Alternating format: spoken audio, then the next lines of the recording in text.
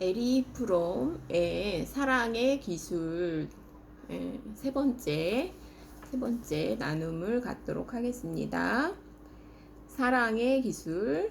사랑은 다른 사람에게 적극적으로 침투하는 것이고, 이러한 침투를 통해 알려고 하는 나의 욕망은 합일에 의해 만족을 얻는다. 융합하는 행위를 통해 나는 당신을 알고 나 자신을 알고 모든 사람을 안다. 그러니까 사랑을 통해서만 사람을 알 수 있다는 거죠. 인간에 대한 살아있는 지식은 우리의 사고가 제시하는 지식에 의해서가 아니라 합일의 경험에 의해서만 알 수 있다는 것을, 합일의 경험, 사랑의 경험을 통해서만 나 자신도 알 수 있고 인간에 대해서 알 수 있다는 거죠. 사랑은 지식에 이르는 단 하나의 길이며, 사랑은 지식에 이르는 단 하나의, 다른 사람을 알게 되는 거, 단 하나의 길이 사랑이라는 거죠. 사랑하는 곧 나 자신을 주는 행위에서, 다른 사람에게 침투하는 행위에서 나는 나 자신을 찾아내고 나 자신을 발견하고, 나는 우리 두 사람을 발견하고 인간을 발견한다. 이 말이 참 멋있어요. 우리의 동료가 우리에게는 언제나 수수께끼인 것처럼 우리는 자신에 대해 언제나 수수께끼이다. 그러니까 자기 자신도 자기 자신을 알 수가 없어요. 충분한 지식을 얻을 수 있는 유일한 길은 사랑의 행위에 있다. 이 행위는 사상을 초월하고 언어를 초월한다. 사랑의 행위는 대담하게 합일의 경험으로 뛰어드는 것이다.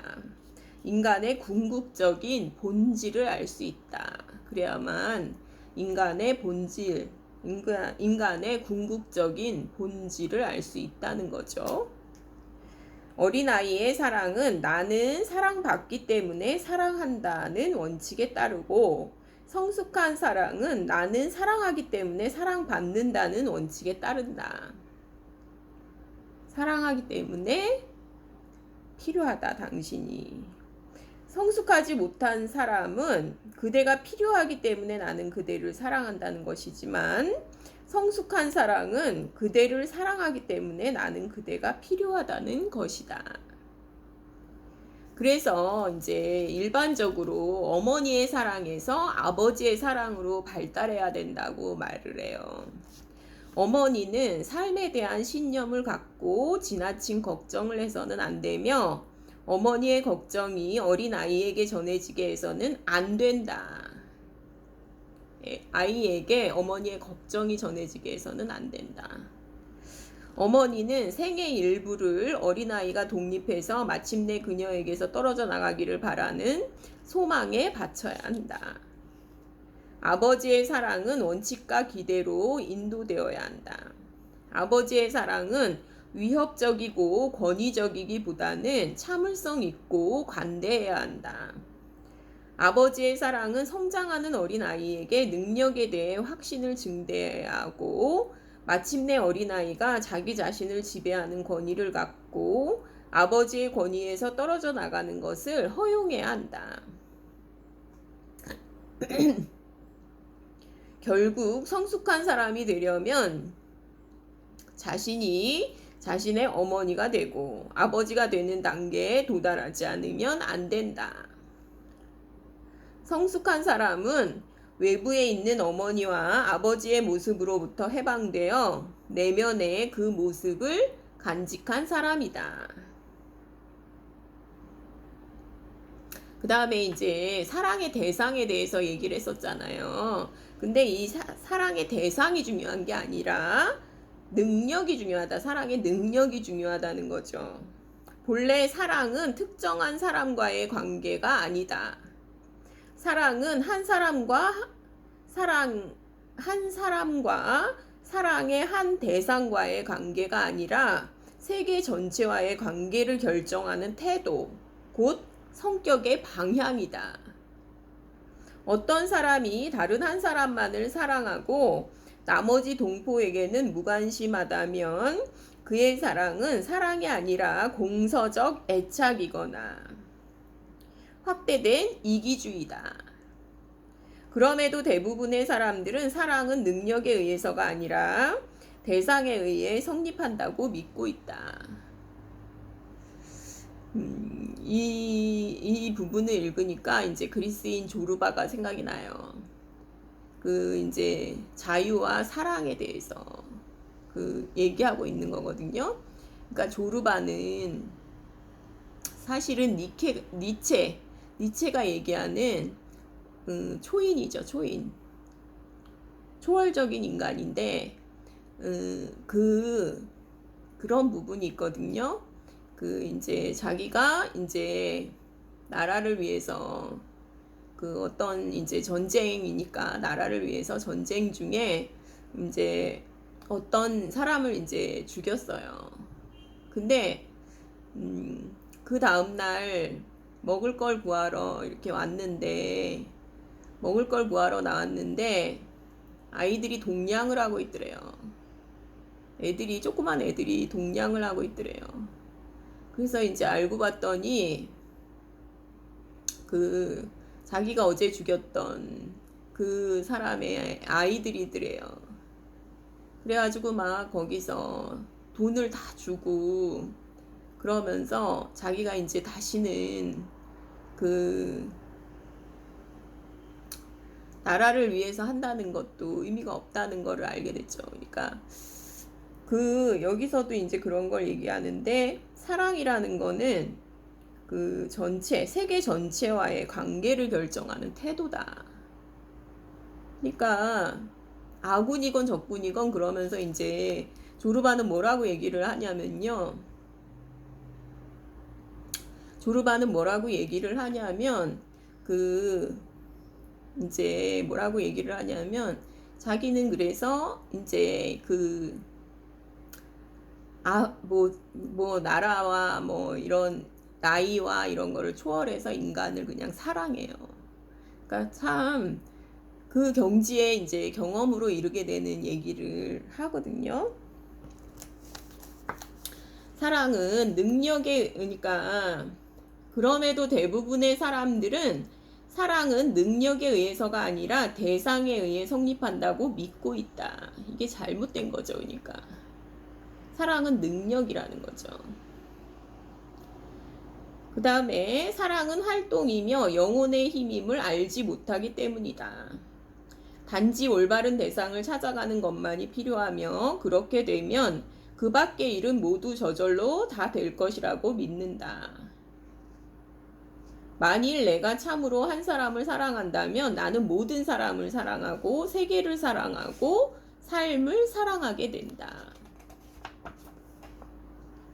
만일 내가 어떤 사람에게 나는 당신을 사랑한다고 말할 수 있다면 나는 당신을 통해 모든 사람을 사랑하고 당신을 통해 세계를 사랑하고 당신을 통해 나 자신도 사랑한다고 말할 수 있다. 사랑은 한 사람이 아니라 모든 사람과 관계하는 성격의 방향이라는 거죠. 그러나 형태의 차이는 있죠. 그 다음에 이제 형제애도 이제 사랑이죠. 형제애는 동등한 자 사이의 사랑이다. 가끔 이제 무력 상태가 발생하기도 하죠. 그러나 이것은 일시적인 상태이고 서서 걷는 것은 영원하고 공통된 상태이다. 형제애라는 거는 가끔 무력하게 느껴지기도 하는데 그러나 이거는 아주 동등한 자 사이의 사랑이고요. 이 착취가 없어요. 서로 착취가 없어요. 근데 이 동정에는 지식과 동일시라는 요소가 포함되어 있다.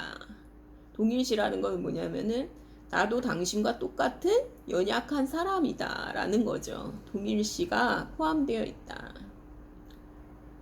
모성애는 어린아이에게 살려고 하는 소망뿐 아니라 삶에 대한 사랑을 천천히 길러준다.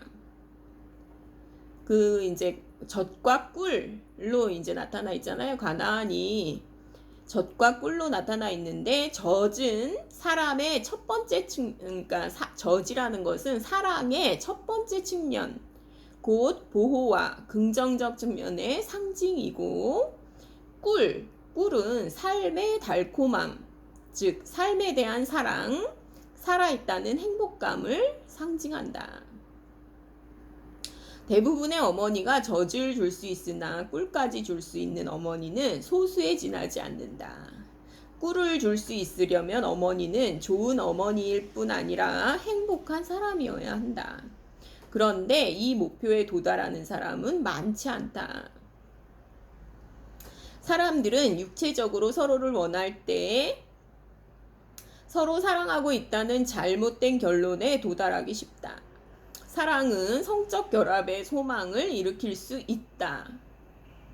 이 경우 육체적 관계에는 탐욕이나 정복하려는 또는 정복당하려는 소망은 없고 부드러움이 섞일 뿐이다. 진짜 사랑에는 정복하고 정복당하고 이러는 게 있는 게 아니라 부드러움이 있다는 거죠.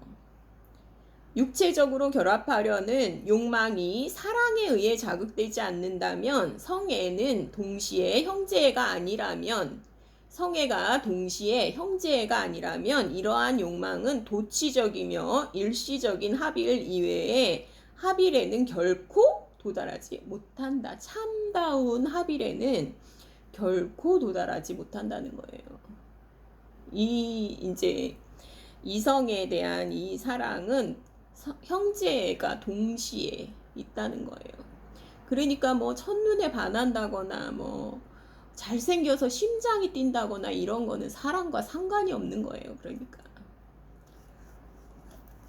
성적 매력은 순간적으로 합일의 환상을 일으키죠. 사랑이 없는 한 이러한 합일은 낯선 사람들을 이전과 마찬가지로 멀리 떨어져 있게 한다. 오히려 더 멀리 떨어져 있게 해요. 그리고 때로는 이러한 합일은 서로 부끄러워하게 하거나 심지어 서로 미워하게 만든다.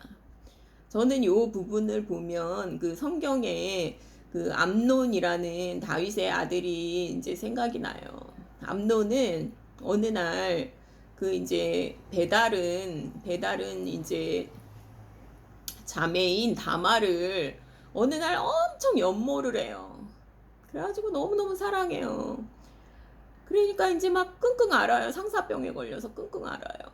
근데 이 여자를 강간을 하고 난 다음에는 이 여자를 거들떠 보기도 싫은 거예요. 자기 행동도 밉고 이 여자도 미운 거죠. 그래서 결국은 이 여자를 내쫓아버려요. 그러니까 이제 이 여자가 이제 울면서 죄를 뒤집어 쓰고 울면서 돌아가니까 압살롬이 너무 화가 나니까 결국은 이제 기회를 받다가 암논을 죽이게 되는 그런 형제 사이에 비극이 일어나거든요. 그러니까 그냥 사랑이 동반되지 않은 그냥 성적 욕망은 어느 순간에는 서로 미워하게 만들어 버려요. 저는 이제 그 부분이 참 생각이 나고요. 환상이 사라질 때, 그래서 이런 성적인 매력은 환상이 사라질 때 그들은 이전보다 더욱 뚜렷이 격리감을 느끼게 된다. 부드러움은 형제의 직접적 결과이다. 부드러움이죠, 결국은. 성애도 부드러움이에요. 어떤 사람을 사랑한다는 것은 사랑할 줄 아는 힘의 실현이고 집중화이다. 사랑에 내포되어 있는 기본적 긍정은 본질적으로 인간 성질의 구현으로서 사랑하는 사람을 지향하고 있다. 한 사람에 대한 사랑에는 인간 자체에 대한 사랑이 내포되어 있다. 내 이웃을 내 몸과 같이 사랑하라. 성경에도 이 이야기가 나와 있죠. 우리 자신의 생명, 행복, 성장, 자유에 대한 긍정은 우리 자신의 사랑의 능력, 곧 보호, 존경, 책임, 지식의 근원이 있다. 그러니까 지식의 근원이 있어요. 사랑이 무엇인지를 알아야 돼요. 그래야 실전에 들어갈 수가 있는 거예요. 근데 무조건 매력적인 대상을 찾아서 바로 실전에 들어가 버리면 100% 실패한다는 거죠. 이기심과 자기애는 정반대 개념이다. 이기적인 사람은 자기 자신을 엄청나게 사랑하는 것이 아니라 거의 사랑하지 않는다. 사실상 그는 자기 자신을 미워한다. 근데 이제 그 헌신하는 어머니, 불행하지만 헌신하는 어머니 아래에서 이제 밑에서 큰 아이들은요, 덕이라는 가면 아래에서 삶에 대한 혐오를 배운다고 해요. 삶에 대한 혐오를 배운대요, 오히려. 그래서 순수한 자기 애가 있는 어머니 아래에서 자란 아이들은 사랑, 기쁨, 행복, 그 다음에 이런 것들을 경험하면서 전도력이 크다는 거예요. 행복한 아이들이 된다는 거죠. 그래서 모든 사람이 되도록이면 타인들과 함께 있으려고 하지만 모든 사람들은 아주 고독하며 분리 상태가 극복되지 못했을 때 필연적 결과로 생기는 불확실성과 불안과 죄책감의 지배를 받는다. 다 이 사랑이 왜곡되어 있어서 이런 가정 파괴나 이런 모든 사회 현상들이 사랑의 개념에 대해서 왜곡되어 있기 때문에 다 이런 현상들이 일어나는 거라고 볼 수가 있죠. 그리고 이제 우리 문화는 사람들이 이러한 고독을 의식하고 깨닫지 않게끔 도와주는 여러 가지 완화제를 제공한다. 우선 제도화된 기계적 작업의 엄밀한 규격화. 이것은 사람들로 하여금 인간의 가장 기본적인 욕망, 그 초월과 합일에 대한 갈망을 깨닫지 못하게 하는데 도움이 된다. 사실은 더 본질적인 거, 더 깊은 거, 초월과 합일에 대한 그 사랑의 본질적인 것을 갈망하는 것을 오히려 방해하는 것이 이 이제 그 소비, 우리 문화의 그 즐기는, 소비하는, 구경하고 이런 것들이 오히려 그거를 어렵게 깨닫게 하는 걸 어렵게 한다는 거죠. 오늘날 인간의 행복은 즐기는 데 있다. 즐긴다는 것은 만족스러운 소비를 말하고 상품, 구경거리, 음식, 술, 담배, 사람들, 강의, 책, 영화 등을 입수하는 것을 말한다. 모든 것이 소비되고 모든 것을 삼켜버리는 것이다. 우리의 성격은 교환하고 받아들이고 싸게 팔아버리고 소비하는데 적합하다. 모든 것은 물질적 대상과 마찬가지로 정신적 대상도 교환과 소비의 대상이 된다. 사랑과 결혼에 대한 이러한 개념에서 중요한 강조점은 참아낼 수 없는 고독감으로부터 피난처를 찾는 것이다. 사람들은 세계에 대항하는 두 사람 사이에 동맹을 형성하고 두 사람만의 이기주의는 사랑과 친밀감으로 오해된다. 결혼도 마찬가지로 왜곡되어 있죠. 사랑은 성적 만족의 결과가 아니며 성적 행복은 오히려 사랑의 결과라고 할 수가 있죠. 사이비 사랑의 다른 형태는 감상적 사랑이라고 부를 수가 있다. 감상적인 사랑, 애들도 보면 아주 풋사랑, 첫사랑, 감상적 사랑 이런 거에 이제 상처도 많이 받고 인생을 거의 망치죠. 그런 사람도 많죠. 사랑은 환상 속에서만 경험될 뿐 실제하는 다른 사람과 여기서 지금 맺고 있는 관계에서는 경험되지 않는다는 사실에 이러한 사랑의 본질이 있다. 사랑은 실제적이어야 된다는 거예요. 자식들에 대한 소망은 자기 자신의 실존의 문제를 지식의 문제에 투사함으로써 결정된다. 어떤 사람이 자신의 생활에 의의가 없다고 느낄 때 그는 자식들의 생활을 통해 의의를 느끼려고 한다. 그러나 이러한 사람은 자기 자신의 내면에 있어서나 자식들에 대해서나 반드시 실패하기 마련이다. 사랑은 갈등이 전혀 없는 상태를 의미한다고 보는 환상이다. 내가 자립할 수 없기 때문에 다른 사람에게 집착한다면 그는 생명을 구조하는 자일 수는 있지만 그 관계는 사랑의 관계가 아니다. 역설적으로 말하면 홀로 있을 수 있는 능력은 사랑할 수 있는 능력의 조건이 된다. 홀로 있을 수 있는 아주 독립된 존재여야지 사랑도 할 수 있다는 거죠. 그 다음에 이제 이 글에 이제 그 뒷부분은 좀 이제, 그거는 그 중에서 뒷부분의 내용은 좀 뺐고요. 그 재밌는 부분이 있더라고요. 쓸데없는 대화를 피하는 것이 중요하다. 이제 이랬는데 제가 좀 이렇게 학생들과 생활하면서 많이 느끼는 부분이거든요. 쓸데없는 대화를 피하는 것이 중요하다. 인간관계에 있어서 쓸데없는 대화를 피하는 것이 중요하다. 이 사람 말이 진짜 맞아요. 그래서 그걸 좀 정리해 봤는데요. 첫째, 나쁜 친구를 사귀지 않는 것. 이것이 참 중요하다. 나쁜 친구라는 거는 악한 의도가 있고요. 파괴적이고요. 그 다음에 생활 궤도가 불쾌하고요. 음울하고요. 그러니까 아주 음울하잖아요. 우울하고 아주 침울하고 그런 사람들은 사귀면 안 된다는 거죠. 그 다음에 부두교의 마술사 같은 친구들, 이게 환상을 줬거나 부두교의 마술사 같은 친구들은 사귀지 말아야 되죠. 사상과 대화가 보잘것없는 자들, 그러니까 하루 종일 얘기를 들어도 그 보잘것없는 사상과 대화밖에 없는 경우 아예 사귀지 않는 게 더 좋죠. 그 다음에 짓거리는 자들도 마찬가지죠. 그 아무 가치 없는 얘기를 하루 종일 하는 사람들이 있죠. 그 다음에 상투적인 의견을 주장하는 자들.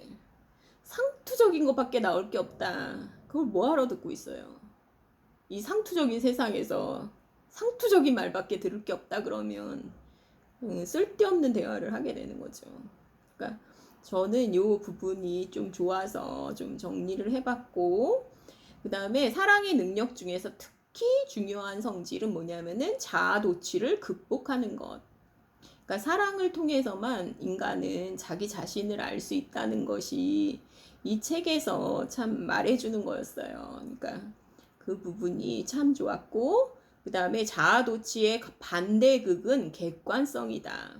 사람들과 사물을 있는 그대로 객관적으로 보는 능력이 사랑의 능력이다.